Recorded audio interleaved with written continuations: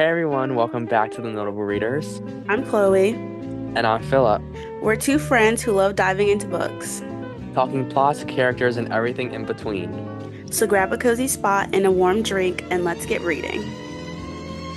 So now we're going to start our drink of the day. Y'all already know. Drink of the day. Philip, what's yours? Sorry.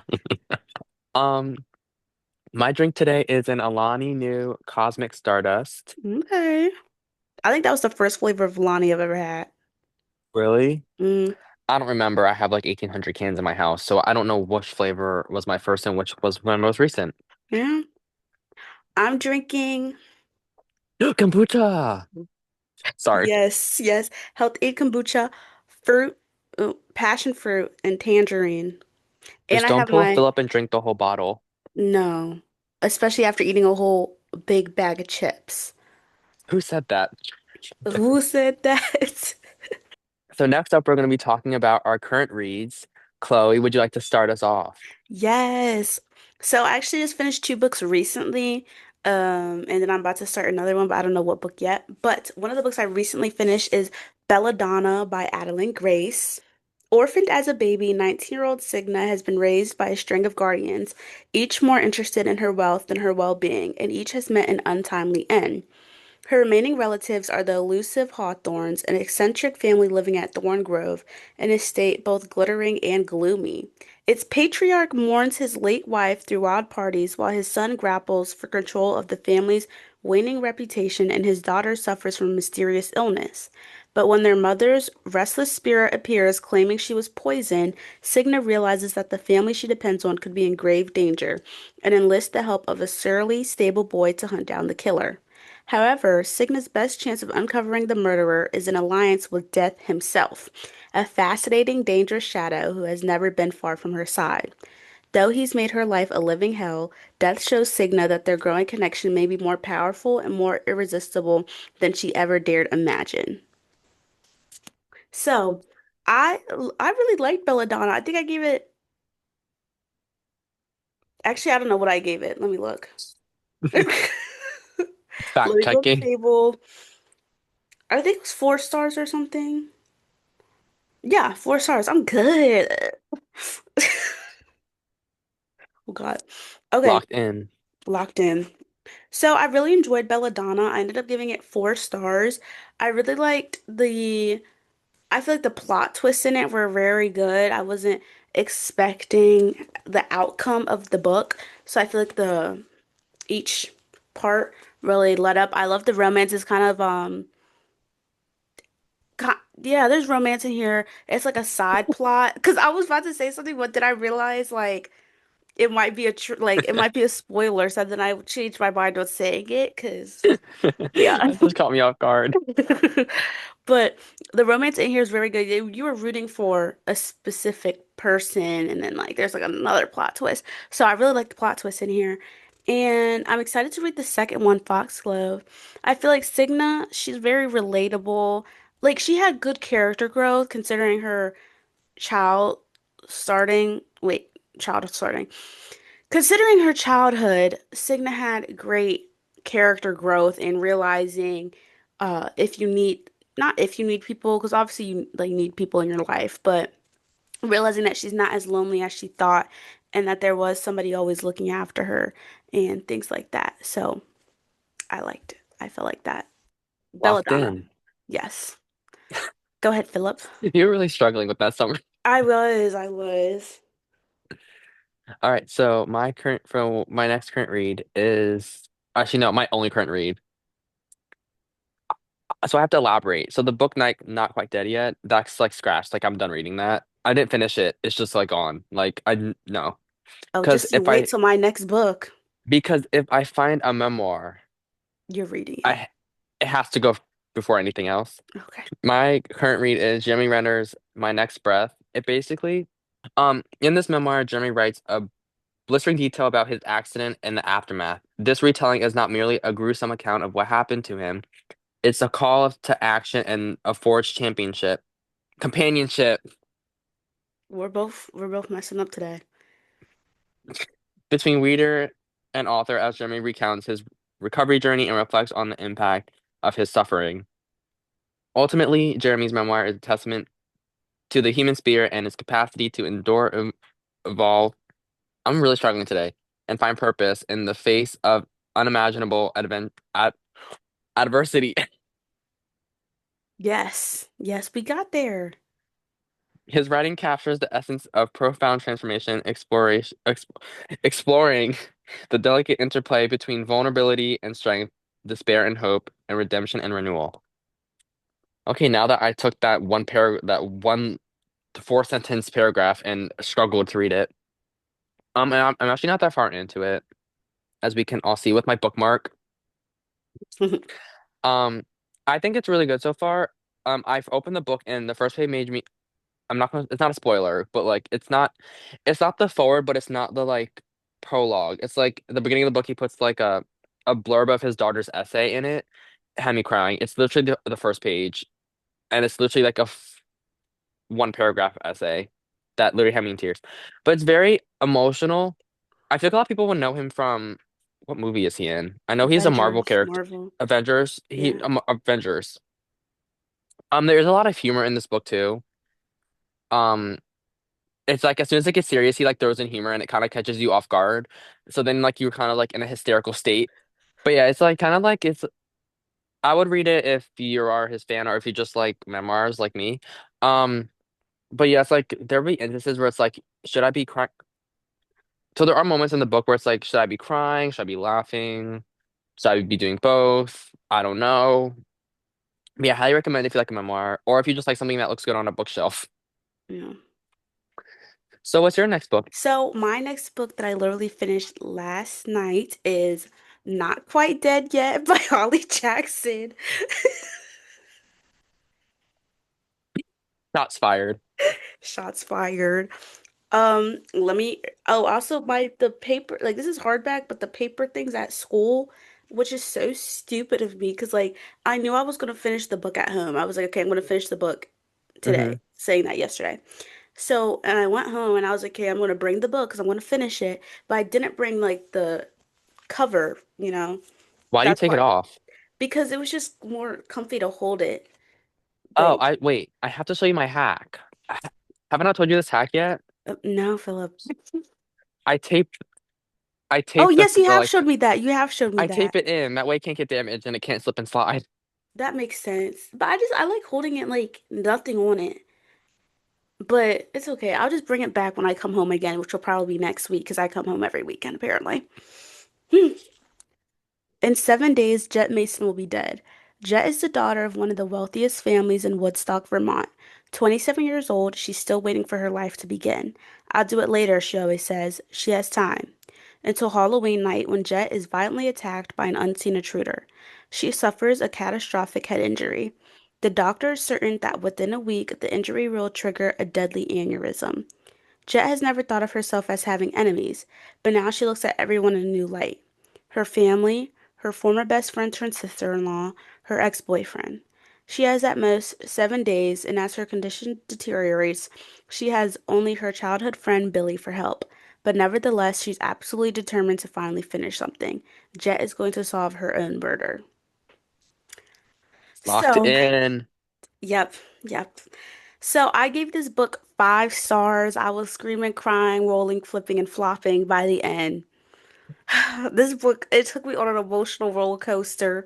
Because, I mean, it kind of says the whole book in the, not the whole book, but it says the whole point of how she has like 7 days left to live, whatever.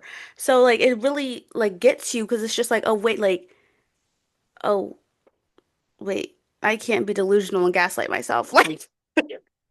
Like, but it's also so good. I feel like this book like really teaches you to live your life because as it says in like the synopsis and stuff, she's always the Hmm. type to be like I'll do it later. She always has time, whatever. And now she doesn't have time. She has a week. So it just really makes her like start living and not just, oh, I'll do this later, which I feel like is so important, especially for like young adults and stuff, because I feel like it's a time where everybody's trying to figure out their lives, trying to get their big girl jobs or big boy jobs, big person jobs. Don't want to get canceled. Um, and what was I saying? Oh yeah, yeah. but I feel like this book teaches you to make sure you live your life and not just focus on your future and what you need to do later on. I love Holly Jackson. Holly Jackson, if you're ever watching this, I love you so much. Please teach me how to write. Can I get an arc to your next book? Like, please, just something, Send please, us an please. autograph, Right? Like a picture, like a, a anything. pre-read of your next book. Right, anything, please. Just a summary would do, please. Like, but she's definitely one of my favorite authors. This is her first adult mystery, which I didn't realize when I was reading it. Like I was reading it last night and I was like, I'm kind of scared. I was like, I'm scared. And then I I'm looked, scared. I was like, the Good Girls Got to Murder series was not having me that scared. Like I was like, I'm actually scared right now. Like, I had to face the other way in my bed because I was terrified. Then I was like, there's no way this is YA. Like, there's no way. So I looked it up and I was like, oh, that's why it's adult. I was like, because this is too scary for me. Like, I was scared. But it was actually so good. I was crying at the end. I was crying. This book is not okay. I don't know what crack she put in it, but it's not okay. Okay, wait, I lied. I have one more book. Okay. So my last current read, it's like for like a book club on Fable. Shout out to Fable. Shout out to Um, Fable. one of the YouTubers I watch, he like has a book called The Inklings on Fable, and the book this month is The Coin.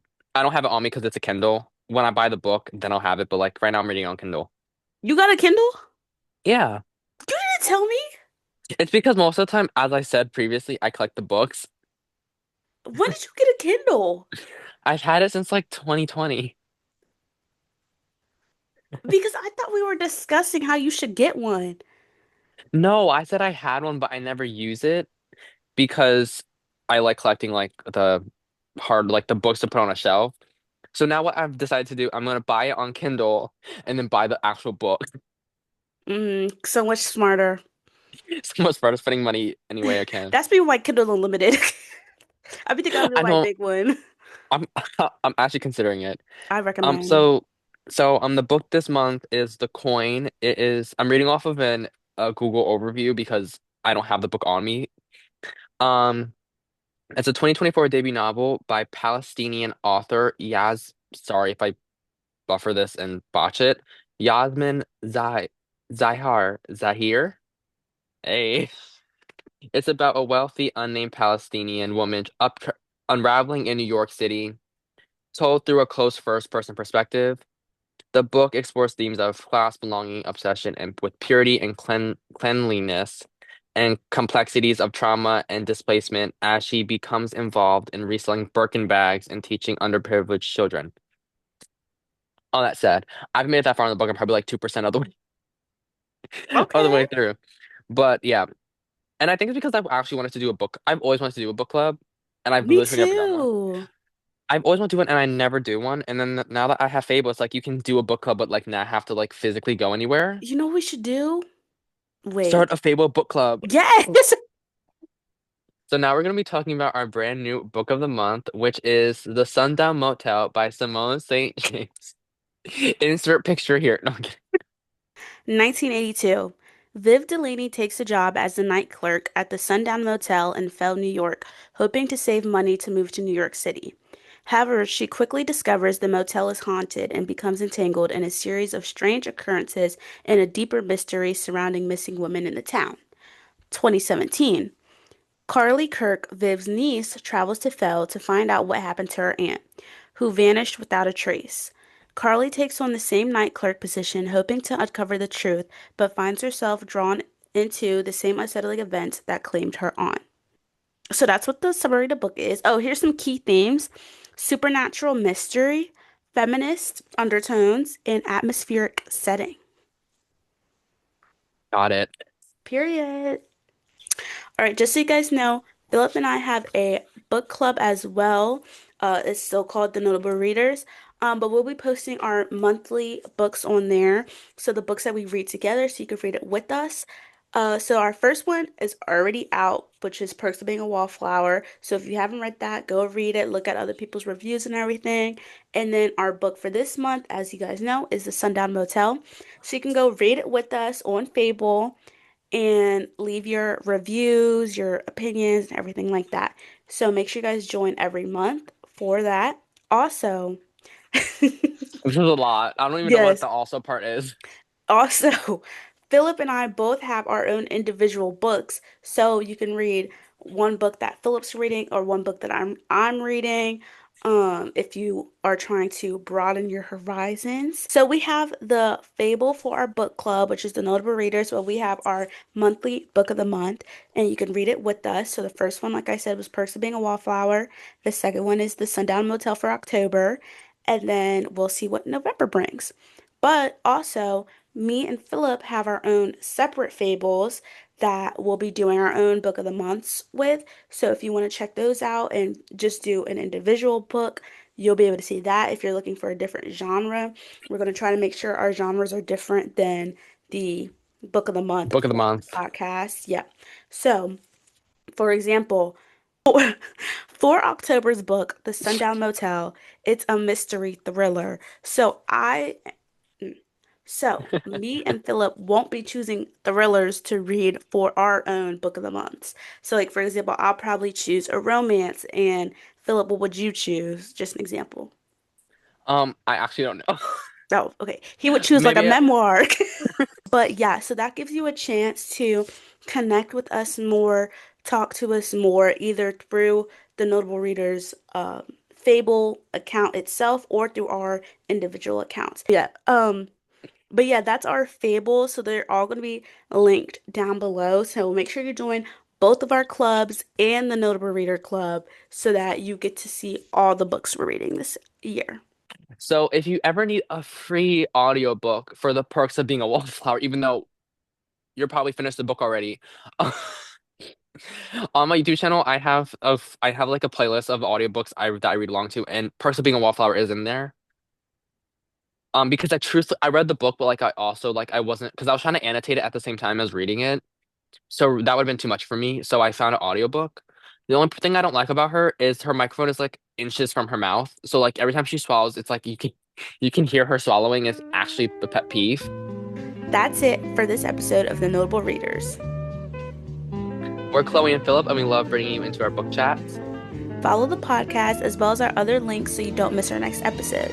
And until then, Happy reading.